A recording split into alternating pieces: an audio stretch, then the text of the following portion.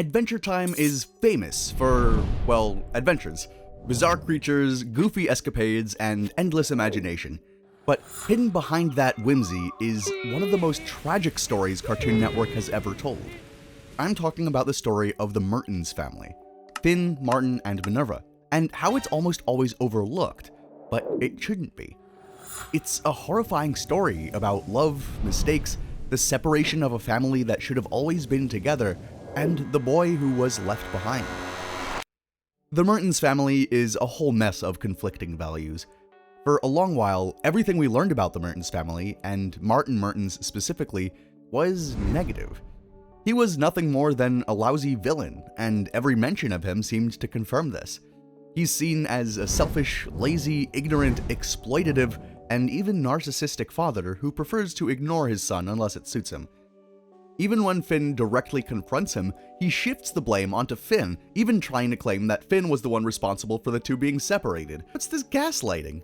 So yeah, not a very good role model. But then in the episode Min and Marty, we finally learn the truth behind Finn's family, and how there's an entire family that he never really got to know. A family that was different than the Martin that we know today. We see how Min and Marty first meet. Hey, it's not a crosswalk, you know, it's not a... Oh. Now, admittedly, our first taste of Marty gives us the idea that he's still the type of guy who doesn't play by the rules. Before he met Minerva, he actually used his skills to con humans out of gadgets, promising them that he knew a way past the Seekers and off the island. So what do you got for me? Credits? I don't take credits. I want gadgets. But back then, he wasn't the type of disassociated narcissist that he is when he meets Finn. A bit sketchy? Sure, but by no means fully evil. And when he meets Minerva, he seems interested almost instantly. You're leaving? I have things to do. What am I gonna look at when you leave? He's the type of man any woman would fall for. Tough, smart, cunning, and not too soft or spoiled. He's lived life on the edge, and that's clear from the start. But even despite this, he's friendly, charming, and knows exactly how to appreciate a good sense of humor. All things that the future version of Martin Mertens has seemingly lost. You're all right, Doc. Most impressively of all, he shows restraint, and he shows that he cares. When faced with the prospect of conning Minerva, he even admits that he wouldn't. You're trying to escape. No, I have to, Ah! He wouldn't want to hurt her this way. How would you con me? I wouldn't con you. I want to have dinner with you. He wouldn't want to lose her trust.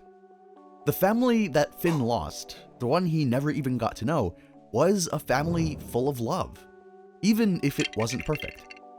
But when some of Martin's past resurfaces and he's hunted down by several people he conned, he and baby Finn find themselves in trouble. Don't worry, Daddy's always got a plan. Martin's even willing to go fight head-to-head with the Guardian for Finn, and directly fights it head-on, all to keep his family safe. I'll be back for you. But as heroic as this sacrifice is, it's also reckless. He leaves Finn on the raft to fend for himself, and when his fight with the Guardian doesn't end in complete victory, Finn is left alone, drifting away. And Minerva?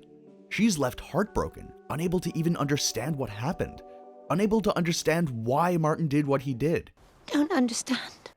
Martin definitely wasn't a perfect father, but he was willing to sacrifice himself for his son, even if he made the wrong decision in the end. He was willing to do everything to protect his family, and he undoubtedly loved them. So what really changed? The change, more than likely, was caused by his loss, his grief. In the episode Min and Marty, we saw that he truly did intend to come back for Finn, but when the Guardian's eye exploded and threw him backward into the sea, he was hurt and separated. Not only from his son, but from his wife. Though it's never truly explained what happened between this time and the next time we see him, it's likely that any of the progress he made during his time with his family was kind of lost. Martin was never a good guy, but something about Minerva and his son brought out the best in him. And perhaps losing them brought out the worst. We all know someone who had kind of a messed up childhood, whether or not they were abused by their parents, struggled with addiction, or something else. They were deemed broken. But when they finally started a family, something changed. They put aside their past trauma, their past life, and everything else to be a better person for their loved ones, to make sure that whatever they experienced is not going to be something that they put on someone else. But what happens if you lose those loved ones? Martin lost everything. He lost the only people he ever really cared about and ended up spiraling further into a self-destructive narcissist. Maybe he was already going in that direction, or it was already a natural part of his personality. Maybe it was in order to cope, a way that he could protect himself from ever being in that position again. The position to lose the thing that he loved the most. But we don't know. It was on that day that Finn's life broke apart too. We learn of this in Memories of Boom Boom Mountain, where Finn recounts his childhood, how he was abandoned and completely alone before he was found. A long time ago, when I was a baby, I went boom boom on a leaf. Boom, boom! Then I fell backwards and sat in my own boom boom. It's also these memories that give him his fear of abandonment and his almost desperate desire to help anyone he could. That's what I vowed, to help anyone in need, no matter how small their problem. He doesn't want anyone to have to deal with the same life he did. It's a philosophy that Finn carries with him, for no matter how crazy or insignificant the problem is, when he was abandoned, he felt small and outcast by those around him. It left him broken. Even when we see him adopted by Joshua and Margaret, there's an incomplete piece of his life just left behind. What do you want, baby? Why are you crying? Margaret, this baby won't tell me what's wrong with it, and it's stuck to a leaf, and it stinks. Sure, Margaret and Joshua are fantastic parents, and in all honesty, Joshua is probably one of the best cartoon dads of all time, which you can check out in my video over here, but they're still not Finn's biological parents, and his goals never changed, which means that somewhere deep inside, he still feels empty. Throughout the series, if you've ever wondered why Finn tries so hard to fix people, so hard to help others, it all comes down to this. And for a very long time, Finn remains convinced that finally meeting his parents again just might leave him happy at least, and fill up that hole in his heart. But it doesn't happen that way, as we'll see. When Finn finally reunites with Martin, you might have expected Martin to be overcome with joy, grief, and love in equal measure. Instead, he kind of offhandedly rejects Finn, and does so on a fundamental, heartbreaking level. Oh, we don't have a star skipper. Also, Finn's your son. What? No star skipper. No matter what caused it, whether it was his only way to fend off madness, or if he was simply always like this, Martin almost completely ignores Finn. He just doesn't seem to care at all. And that hurts Finn deeply. Ahem. I said, Finn's your son. He came a long way to meet you. Son? Oh.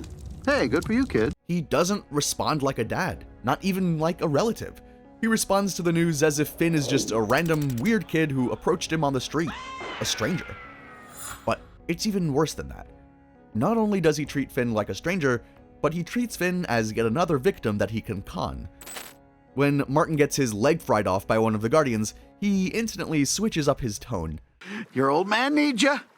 At that point, Finn finally confronts him and confesses his fear of abandonment, and the mask slips again. Rather than take it seriously though, or even take responsibility, Martin blames Finn.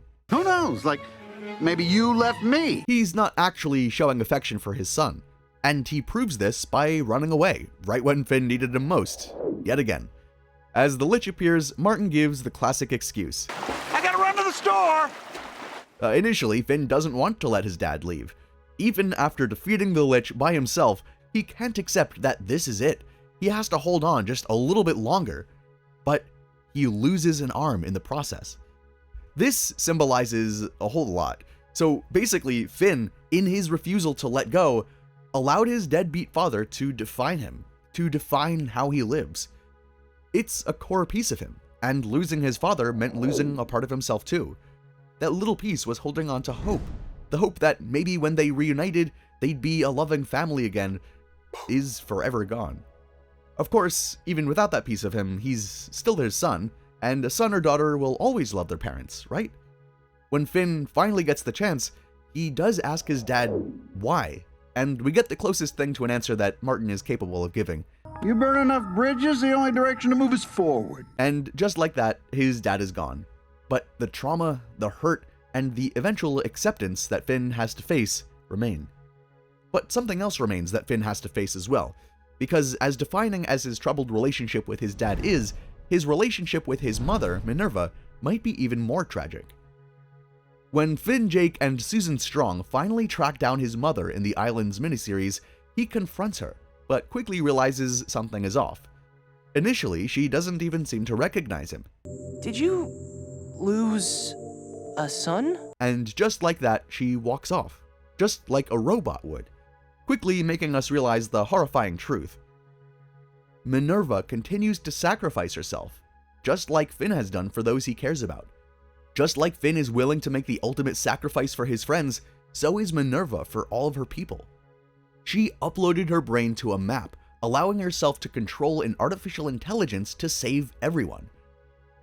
So when she finally realizes that Finn is her son, there's only so much she can do. Oh my gosh, I can't believe you're alive. Minerva bot, hug my son. She can't even personally hug her own son. And this inability to reconnect leads her to grief. Though she's not unwilling like Martin was, she's incapable. And this all happened because she couldn't deal with the grief of losing Finn.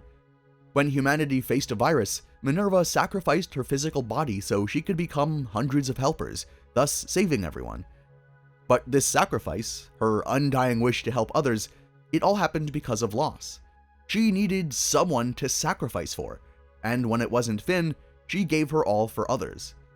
And once he returned, she didn't want to let him leave ever again.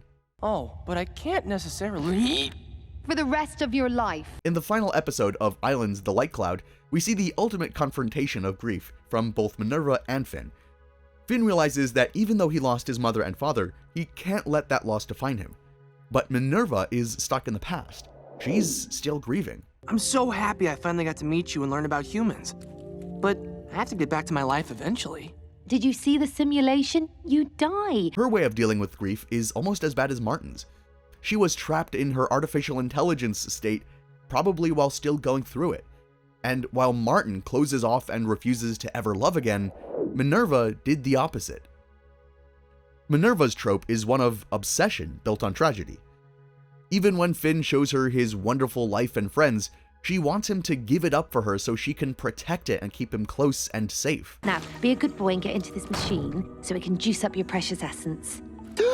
She loves him so much, in fact, that she ends up trying to harm him and everyone else to keep them safe. Any parent will understand this feeling, watching her child slowly grow more independent and desperately hoping to keep them safe from the outside world. For your protection, the entire population of the islands will now be uploaded. But eventually, if we keep trying to overly protect our kids, it does more harm than good. Eventually, you have to let them go and let them fend for themselves.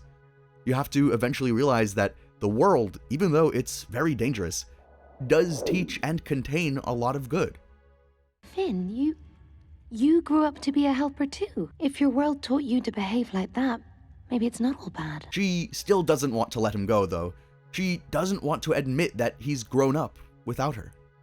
But she finally comes to terms with it. Are you still the same person? I don't know for sure, but I feel like it's me. I hope that's enough. It's tragically sad because right when she finally gets her son back, she pretty much loses him again. But in a way, it's also beautiful. It's a story of a son growing up and a mom's love. It's a peaceful and symbolic story. We end up understanding that Finn grew up without his parents. There's no question that the fate of the Mertens family is one of the most tragic stories in all of Adventure Time. It's the story of a father who ran from his grief and cut off his own family physically and emotionally in the process.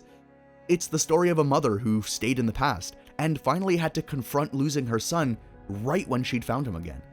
And it's the story of a boy who had to grow up and realize he did it without either of their help. But for Finn, and as Minerva eventually realized, this might not have been all bad. It's peaceful. Not because it's happy, but because the result is good. Maybe it's the tragic fate of his family that contributed to why Finn became the hero he is. It's why he built something better than his past with the pieces that they left behind. And even though his parents can't say they raised him, in their love and care for him when he was a baby, they undoubtedly shaped him and his identity for the better. If identity is something you're struggling with, you should check out our video on Fern. His transformation isn't just insightful, it could be eye-opening. Click here to watch it.